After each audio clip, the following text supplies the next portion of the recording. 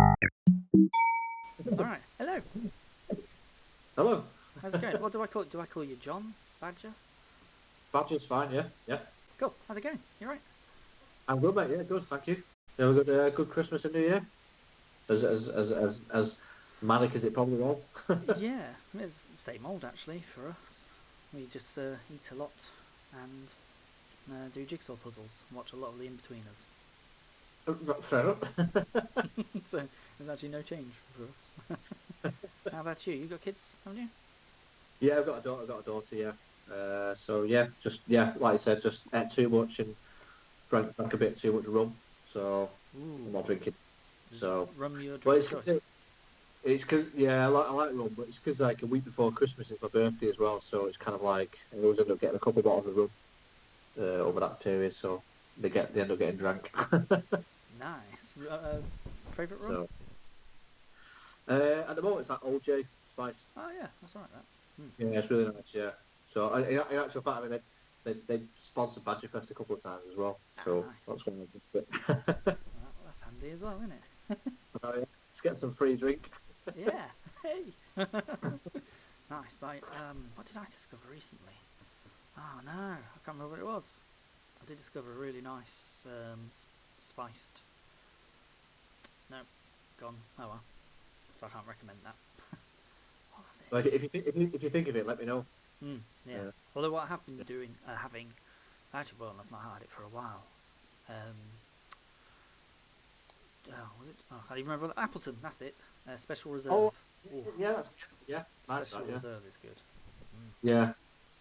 Not had that. I've not said it. Yeah, I've not had that for a while actually. Yeah, it's a nice one. All right. Well, let's talk about you. where, Yeah. Well, where do we start? where was good for you, mate? Um, where did it begin? What you first? You were a drummer first? Yeah, drummer first. Yeah, so I started playing drums. I was a bit of a late bloomer, really. I started playing drums when I was 22, so quite sort of late to the game. But yeah, sort of one day went out and bought a kit. Do you know what I mean? And started playing for about 6 months on my own, and then joined into a band, and then it sort of blossomed from there, really. Okay. Was that from Um, scratch?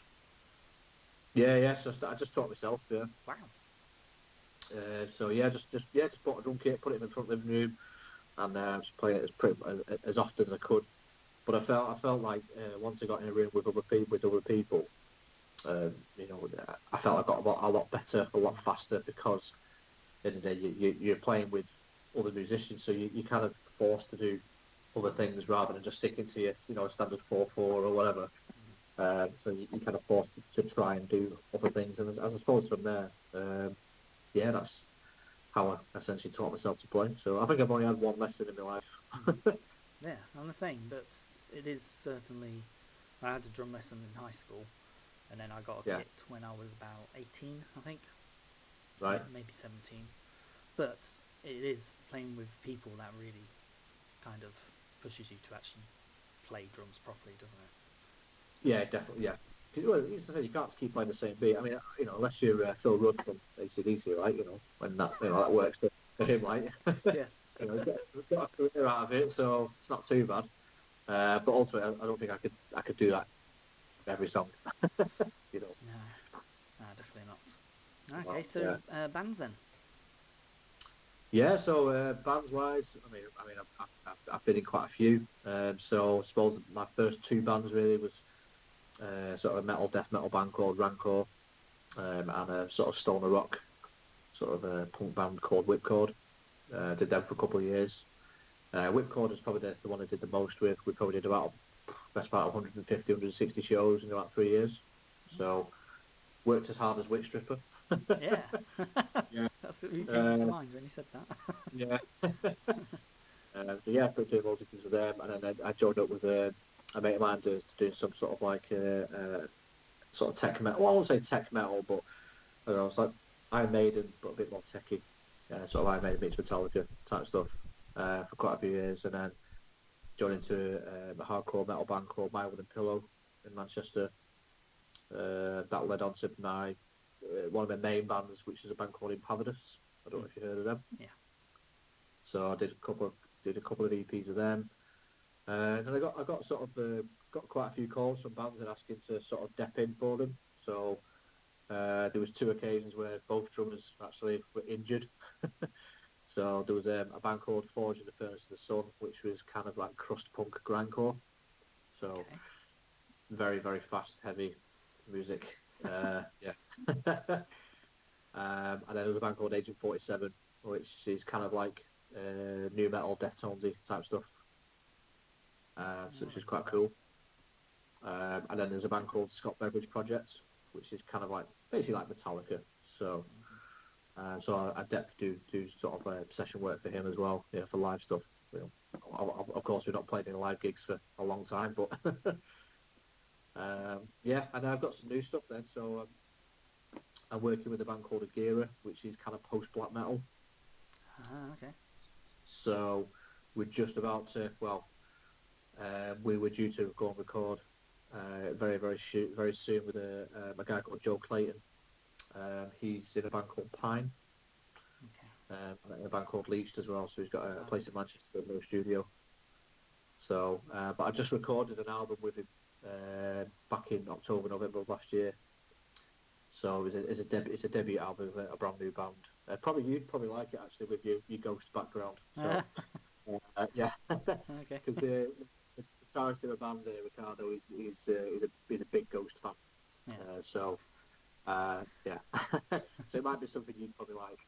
So it's not exactly like Ghost, but it's definitely got hindrance of that sort of style with kind of a bit of black metal in there and a bit of rock. So yeah, definitely keeping busy with lots of different projects, different bands. So there's always something, and of course, the band that you've been working very hard with this year, Ward 16. Yeah, which was good timing for getting that recorded as well.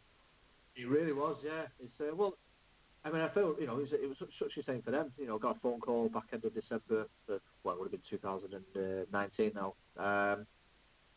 Just to explain that their drummer just upped and disappeared, and they were due to record their album in 8 weeks' time, and they said basically because of my background and because I'm quite versatile as a player, they thought I'd be able to jump in quite quickly. So the good things is they had some demos down. We got in a room together, and we spent like 8 weeks together, just once a week in a room, and hashed out all the songs and went and recorded it. And literally 2 weeks later, we went into full lockdown. So good timing really, because they might have been waiting till September or whatever to record that album. Yeah. And that album's done incredibly well. It's getting top 10s, top 20s. Number one single on HRH and all that sort of stuff. But that's all down to you as well. To be fair, with all your We try. expertise and the PR. I mean, to be fair, the PR on that album's been superb. And I'm really proud to have been involved with it, and really proud of the guys. And thankful for the guys to ask me to be involved. And at some point we are doing an album launch show, which I will be playing. What, on drums? So, yeah. Oh really? What, the whole show? Yeah, I'm doing the album launch show. Yeah. Oh, okay. So I know they've got Chris, but it was already something that was decided before they got they got Chris in, which is their new drummer. And he was, he's a sound guy. He was absolutely cool. But it's just at the end of the day, if it's you've recorded it, and then go play the album, and then what we're going to do is we'll do like an encore, and he'll come and play a couple of songs as well. And it'll be a good way of introducing their new drummer as well. Mm-hmm. You That'd can be make quite some cool. thrash chicks in that. Do a bit of Spinal Tap and explode. I know. I feel sorry for Ward 16 because I think that's been their main sort of fallback is just, unfortunately drummers, which is a bit of a shame. I mean, they did ask if I'd be interested. At first if I'd be interested in joining, but because I got quite a lot of stuff going on anyway, it would have been quite difficult. And I know they demand they would need someone purposely probably just for them. If that makes sense. Yeah. Because I know they really want to go out there. They really want to push it. They've got the stage show. Of course, they want to try and get us, on as many big gigs as possible. And they kind of need someone who can just focus, on their energy on them. So, and that's Chris now. So, which is good. Yeah, and they're definitely hungry to be playing. They're it's the most desperate I've ever seen anyone to play. I know. Yeah. Yeah, but I think also part of the success with the PR is that they've been working with the PR. They've not just Yeah. let it happen. They've worked for it too. Yeah. Because it's a relationship. It's not just one person doing all the work. Everyone's got to work together. Of course, yeah. I think that's probably what people think is kind of right. Well, you're the PR guy. You go off and do whatever you need to do, sort of thing, and we'll just sit back and we'll just read the reviews, But it's not a case of that. So it's definitely a good working relationship, and I think with what you've done is really helped their album come out a lot more. Because it's such a shame, because as I said, because they can't gig or anything with it, so they can't promote it. So the only way that they can promote it is online. So it's not like they're out there in front of people, is it? No, that's it. And for bands this level, half the sales are at shows, usually. It shows. Yeah. So it's definitely kind of hurts in the pocket a bit, I think, for anyone who can't play at the minute and release an album. Yeah, I mean, I imagine it's tough for anyone who's released an album this year, so because ultimately there's the exposure from obviously having your CD and your current fan base, and then there's the how do you create, how do you evolve that fan base, how do you grow that fan base, and that's getting out there in shows, so. But I think Ward 16 themselves, they've done really well considering they haven't played any shows, But obviously, of course, any band would do better if the opportunities were there. Yes, and taking opportunities they has managed to get them. They were very wary about doing anything acoustic. It's like, everyone's doing it, just do it. And Dave's such a perfectionist. Oh, I don't know about this, I don't know about that. Just let go, just loosen up a bit and play. And they went for it and blew my mind. Everyone's loved those tracks, haven't they? They love the interpretation from the main tracks to how you can interpret it into an acoustic way, which is good, because not every band can do that. It's quite difficult. I think a lot of people just think, we'll just play the song as it is, and we'll play it acoustically. And sometimes it doesn't necessarily work out the best way. That's it. So they took the time to actually rearrange it, essentially. Yeah. I wasn't expecting that. So talking about shows, is that your next calling in life, being a promoter, a booker? Yeah, I mean, I've started doing promoting. It would have been my first event, which was Badgerfest, which was my first ever event. So back in 2016, so I did almost like a Northwest tour with a band at the time, which was in Pavidus, and we was with a band called Deified and God-Shaped Devil. Right. A couple of good sort of local Manchester, Liverpool, Merseyside metal bands. So we just went and did about five. I think we did 4 or 5 dates, stuff like that, and I organised it all. And at the end of it, we all got a bit of money, which is cool. And everyone was just getting saved, so that was really well organised. We had a lot of fun. There was no issues, there was no surprises when we got to venues.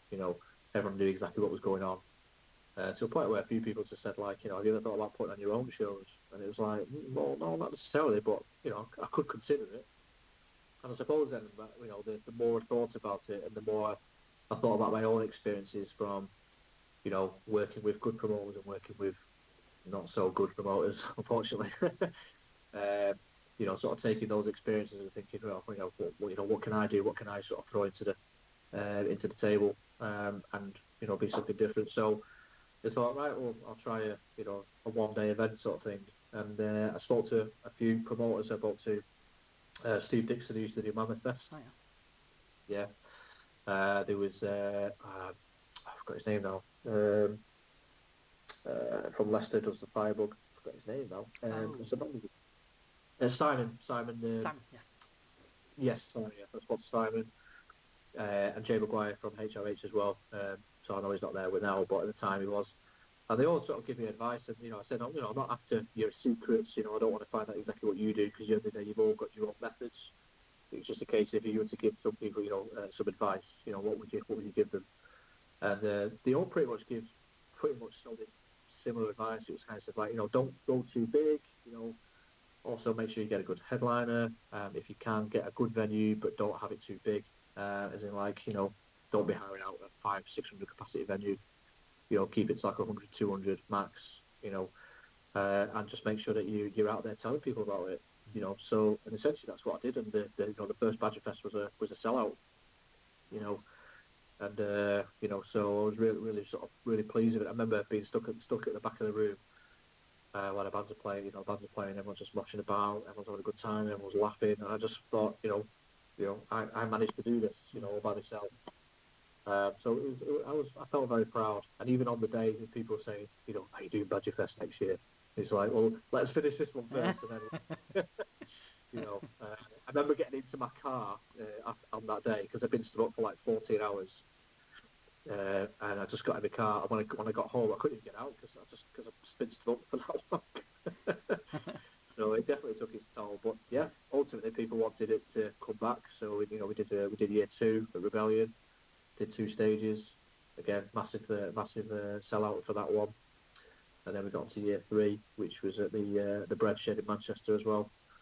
Again, 2 stages. We did it over 2 days, so give people a bit more. And I suppose then we were supposed to do last year, but unfortunately it got postponed, which is a bit of a shame. But all well being, we can do it this year in October. So hopefully it should be alright by then. yeah, well, yeah. I mean, I think we're looking at probably at least summer before we can see some, some small gigs. Maybe the big festivals. Unfortunately, might have to get cancelled again, which is a big shame. Yeah. I suppose it's the same for you as well, because you've had gigs cancelled as well, haven't you? Probably as well. Yeah. So it's almost been a year since I've last played now, which was middle of March. Our last couple of gigs, it come over here, and we were kind of umming and ahhing whether we should really go out and play, but it was still okay. But then after that weekend, I thought, nah, we can't do it. It's getting worse. We'll have to cancel. Yeah. And we've had to cancel Easter. Well, half of the Easter tour last year, all of Halloween tour, and the 10th anniversary celebrations. Oh God. Gutted for that. And I thought, well, I'm not even going to try and book for spring because I don't want to have to try and find dates again. So everything I've rescheduled for next Halloween now. Right. Okay. Right. Yeah. So it'll be a year and a half between playing. Have you still been able to jam at all, or Nah. No. It's tough, isn't it? Yeah, we've got to train up a new guitarist now as well. So we've got to spend a lot of time in the studio, and we don't own a rehearsal room, so we're gonna have to hire it as well. So we can't even do like one-off gigs because it wouldn't pay back the rehearsal time. Yeah. Oh, that's a bit of a shame. Yeah. Well, fingers crossed we can all get back to it at some point. We might be what's the word? Over. I mean, I think that by that point there's going to be so many gigs going on. It's going to be a bit difficult to choose where we go. So, there is that. Everyone's going to be wanting to play.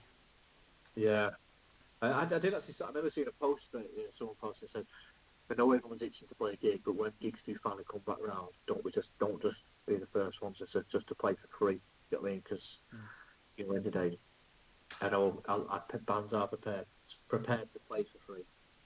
But ultimately, when you really sit down, you think of all the time in the practice room, all the gear that you buy, the studio time, petrol costs, all that kind of stuff, and to go out and play for free, it's a bit of a shame, really, isn't it? So, it's hopefully when this comes back around, I think hopefully people will realise the value, how much effort actually goes into, writing and creating music.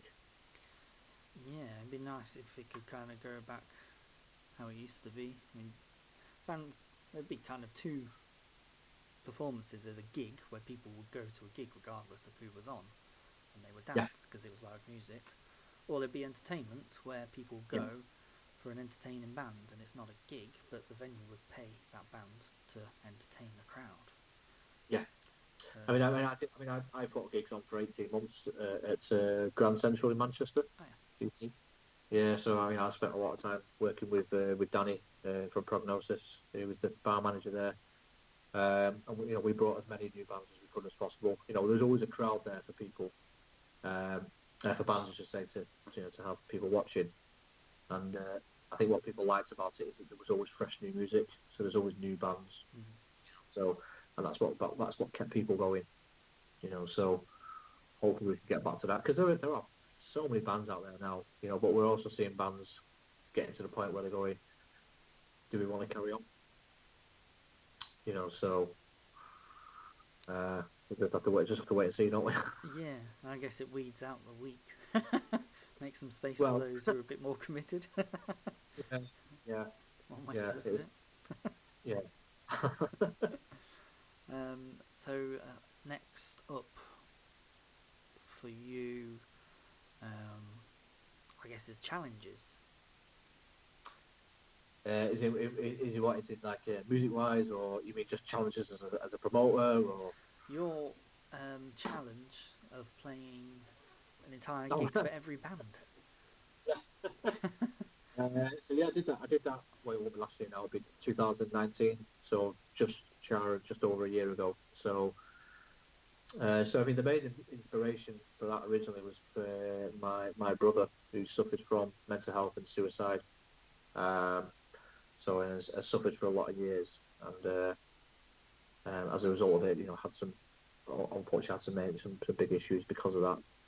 So it was just a case of, how can we try and get the message out there to more people? Because, a lot of young adults are unfortunately getting to that point where they are taking their own lives, which is a real shame.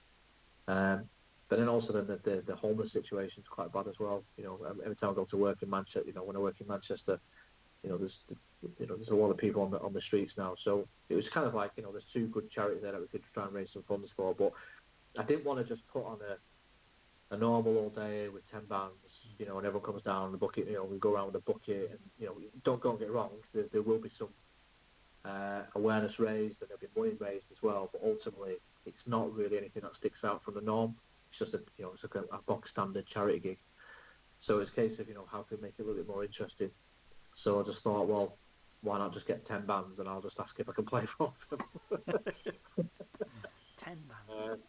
And to be fair, that could potentially backfire, because you could ask all the bands that are like, no, actually, no, we don't want you to play for us.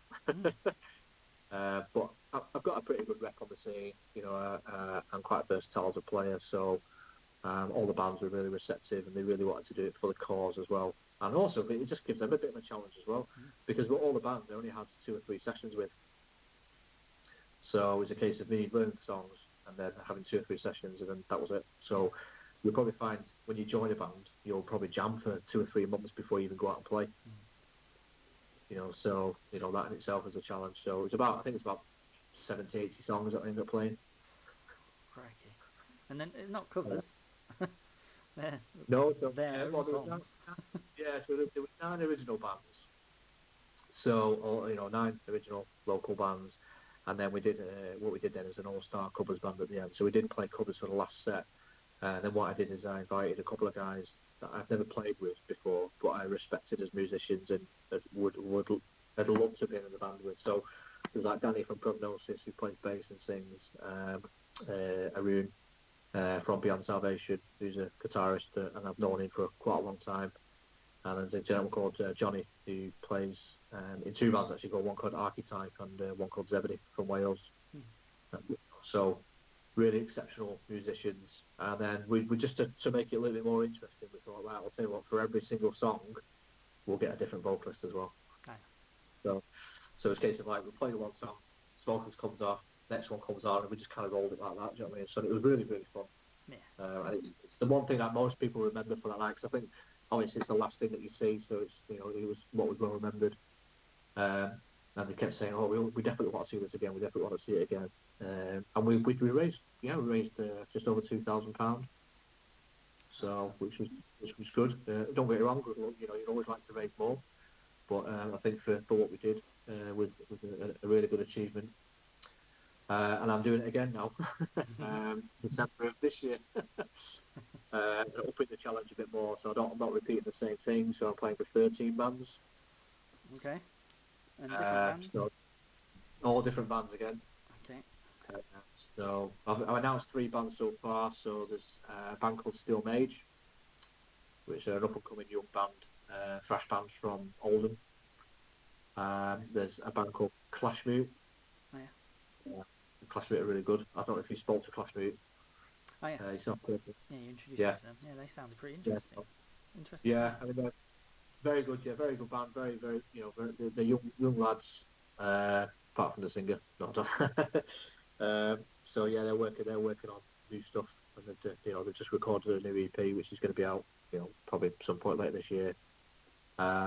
So that's kind of like metalcore stuff, and then there's a band called a band called Prometheum. Oh yeah. So I'm not sure you know them as well. So yeah, so there's 3 different types of bands already. So I've got 10 more to announce. Crikey. Yes, that's one a month to learn. Yeah, so I've worked it out there. It's just over 90 songs to play. It's about 7 to 7.5 hours of drum time. Yeah. So, and what I'm doing as well, just to make it a little bit more interesting. So it's not a case of like one band on a 50-minute break and then we start again. So what I'm doing is I'm drum for one band on one stage. I'll finish that set. I'll run to the other stage. I'll drum on that one. So I'll do that 4 times, have a bit of a break, do another 4 sets, have a break, have another 4 sets, have a break, and then play the finale at the end. Have you got 2 drum So- kits? Yes, yeah. That's all right then. What's the problem? Yeah. So, I mean, to be fair, I mean, as a drummer anyway, I've got 2 and everything.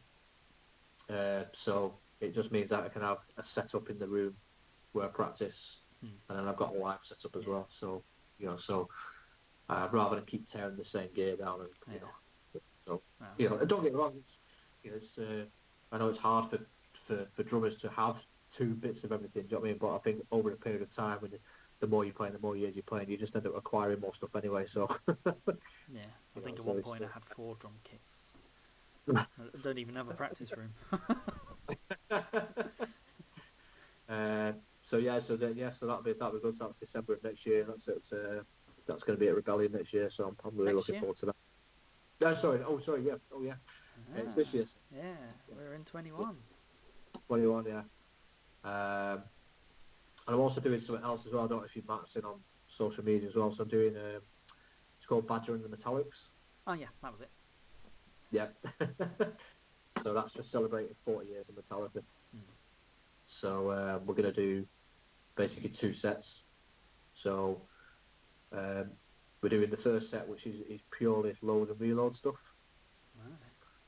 Because I really like load and reload stuff.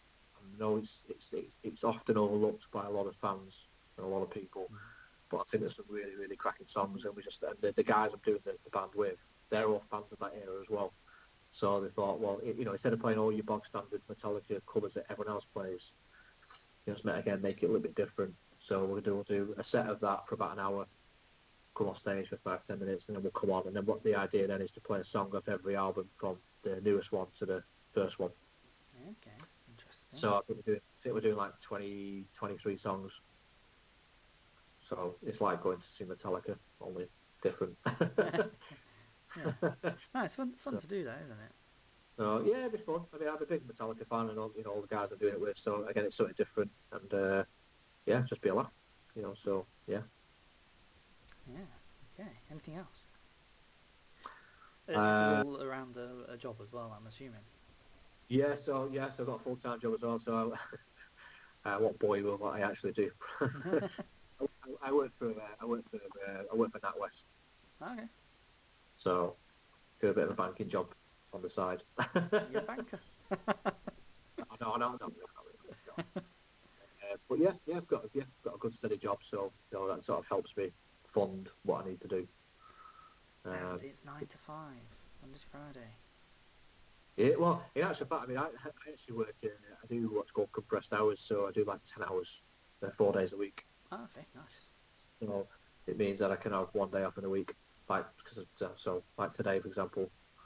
I was off today, but with obviously all the commotion with schools and everything, so it was me left picking up my daughter today.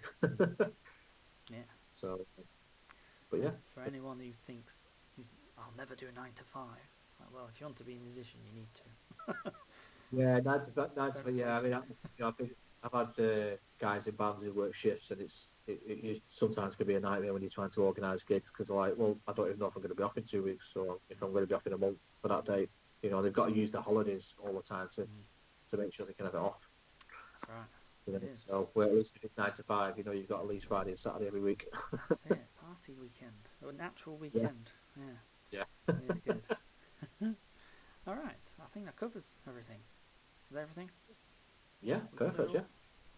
yeah. Do you I wanna- mean, obviously, if anyone's watching, obviously, if they want to come to Badger Fest next year, get on the good old Facebook. Look out for the Badger Fest 21. Because you've not got a website, have you? Not got a website currently. We are going to do something like that because at the moment, Badger Fest is all just run by me at the moment. So there's no one else really involved. The only other guy I really have involved is John Pedley, who does all my artwork, as you can probably see from behind. So Yeah. I'll just move So, my face out of the way. yeah, There we go. so he does all my artwork and everything. So he's really good for that. And we do want to expand it, of course, and of course bring more people in. But it was just a case of let's try and build the brand first, and then if we want to bring in more people, so that's where potentially where you might come in. So Yes. yeah. And maybe someone might want to build your website. yes, that will definitely. Yeah, I mean, I'm not particularly tech savvy, you see. So if someone's going to build a website, it'd have to be something built something fairly easy, so it's just something easy to navigate and easy to add on stuff. Do you know what I mean? So. Yeah, that's it. So that's definitely something that needs to be sorted out. So yeah, Yeah, so there's someone out there wants something for their CV. yeah, Happy to absolutely. do a website for free. Get in touch with Badgerfest. Yeah, and if you can get tickets, and it's only for 32. I think there's going to be 32 bands on, and it's £30. Bargain. So we're doing to make up for not being on last year. It was just going to be a Saturday and Sunday, but to make up for it, what we've done is we've added a Friday for free. Okay. So anyone who buys a ticket basically just gets a ticket for the whole weekend, and they can come for Friday. Even if you get a day ticket, we'll do day tickets at a later point as well. And even day tickets will allow that person to come to the Friday free as well. But band application wise, you're full, aren't you?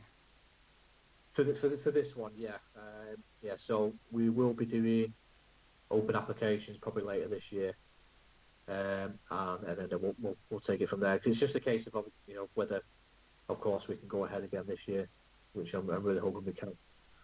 But yeah, so look out for later on this year. So if you're a band that's watching or a musician watching and thinks that they want to apply, just keep an eye on the socials, and there will definitely be lots of details to come for that. But yeah. All right. Excellent. All right, let's have a chat. Oh, there was one more thing. I remember now. Your top tip for a band. What piece of advice would you give for a band? Oh God, top tip. Yeah. I know you asked me. I mean, I know I asked you it, and you sent it to me. But I didn't think to get it out ready for you. What you said. Oh, what did I say now? Was it something to do with lineups? Lineup for a playing the gig or something? July the 5th gig. Yeah. Like look at the bills of who you're playing with. Was that? Oh, you mean tips? We mean tips for what for bands trying to get on the gigs, or No, just the bands in general. Well, I mean, just a general tip. Your best piece I mean, of advice. the one thing I always say, and most musicians will probably say themselves, is before taking it serious, make it fun first. Because the fun is always going to outweigh the seriousness. Do you know what I mean? So, of course, if it does get serious, then great. But do you know what I mean? Always keep it fun, and just treat every gig like it's your last gig. No, I'm joking. That did happen though. My last gig, I was thinking, would this be the last one for a while? Well, yeah, yeah. I mean, I did it would be in March last year, so I did one with Akira, our first gig, and we've only done one gig. Oh, bloody hell. And we've got loads and loads of reviews for our EP and everything. It was everywhere, and we only got to do one gig. So a bit of a shame, but it's the way it is, unfortunately. So. Yeah. But yeah, in terms of bands, yeah, just keep it fun, write good music, make sure you like it, and I'm sure if you like it, everyone else will like it as well. So. And what if it's starting to not become fun? Well, that's where I mean, it can either be internal issues, it could be you personally not liking the music. So if it's not become fun, try and find out why it's not become fun anymore, and then try and resolve it. Resolve it. Because that. Yeah, because I mean, I've personally been there where I've been in the band and it's not really going anywhere, and to a point where you're thinking, do I keep going back each week? I mean, to give you an example, I won't mention the band name, but a few years ago, I bumped into a mate of mine who was at a gig, and I was explaining to him that I was in a band, and he turned around and said, "Oh, are you still with that band? Is it still going?" I was like, "Yeah." And the other reason why is because we just had so many lineup issues all the time, so we never really got off the ground properly. We did gigs and everything, and did recording, but ultimately it was quite a slow process, unfortunately. And it got to the point where I decided, enough was enough and to move on. But as a result of moving on, I moved on to more and better things, if that makes sense. So my opportunities, it opened up more opportunities as a result. You know, um, in actual fact, if I didn't move on at the time, Badger Fest wouldn't be here now. Okay. So that sort of gives you some insight, do you know what I mean? Because the people that ended up, where ended up going, that's how Badger Fest ended up being created. Mm. And of course led to being a promoter. So yeah. Yeah, butterfly effect. Yeah. Yeah, nice. All right. So, Well, thank you very much for your. Sorry. thank you very much. It's been an absolute pleasure speaking to you. Yeah, you too. Good Uh, to hope- talk to you almost in person. I know, We've only hope, done hope, Messenger. hope I got bored you today. The more, sorry. I said I hope I not bored you today. No. All good. All very interesting. Good to hear. And hopefully we can make these gigs. Hopefully they'll happen. I'm Yes. confident for autumn. I think we'll be alright for certainly smaller capacities. What's your capacity for Badger Fest? 500. Okay. So Okay. there Fingers might crossed be for 500. might be some grey areas there, but Yeah. we'll sort of see. Cool. I'll keep you updated regarding obviously we'll chat as well in regards to what we can do this year as well. And once my new records coming out as well, I'll send it to you Okay. because I think you'll like it. So Okay. Don't get my Yeah. hopes up. No, Yeah, don't big it up too much. I might not like it. Cool. but Okay. yeah, thank you very much, mate, and thanks for anyone who's watching as well. So thanks very much. Yeah, check out Badger Fest. Thank you for your top tip. Keep it fun and resolve issues. All right. All the best. Cheers, Take mate. care. Thank you very much. Thank you. We'll catch you soon. Take care, mate. Thank you. Bye bye.